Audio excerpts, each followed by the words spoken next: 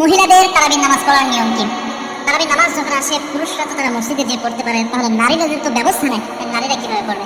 নারীরা কি বাড়িতে জামাতের সাথে পড়বে নাকি তারা একা একা পড়বে? কোনটা উত্তম?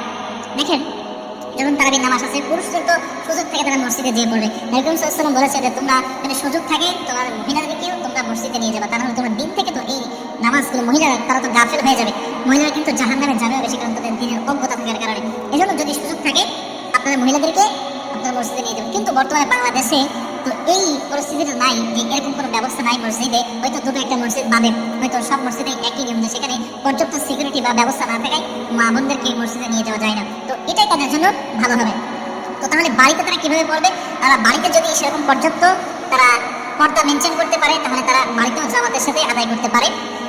এছাড়াও তারা একাকি নামাজ আদায় করতে পারে, দুইভাবে তাদের হয়ে যাবে নামাজ। তো বাড়িতে যদি আপনার পর্দা মেনটেন করে, কিভাবে যদি কেউ আপনার ইমাম হয়ে সামনে থাকে, পিছনে আপনার থাকেন, যদি প্রপার পর্দা মেনটেন করতে পারেন, তাহলে এইভাবে জামাতের সাথে আপনি এই তারাবির নামাজ আদায় করতে পারবেন। এছাড়াও আপনি যদি চান একাকি নামাজ আদায় করবেন, সেটাও আপনি করতে পারবেন। এটা হলো মহিলাদের নামাজ পড়ার নিয়ম। কিন্তু মা বোনদের অনুরোধ করবো আপনারা বেশি রাত পর্যন্ত এই নামাজ নিয়ে যাবেন। অনেকে দেখবেন যে একেবারে ইফতার করার পরে তারা সংসারে বিভিন্ন কাজ কাম করতে করতে একেবারে 11টা-12টা বেজে ফেলায়, এরপরে মানুষজনগুলা তারা নামাজ আদায় করে এরপরে ঘুমিয়ে যায়। অনেকে আছে রাতের বেলায় ঘুমাই না, একবারে সারা রাত্র কাজ কাম করে আড্ডা দিয়ে এরপরে ফজর নামাজ পড়ে এরপরে ঘুমিয়ে যায়। এই কাজটা আপনারা মা বোনরা করবেন না। আপনারা সময় বেড়ে গেলে আপনারা নামাজ আদায় করবেন, এরপরে সাংসারিক বাকি কাজগুলো আপনারা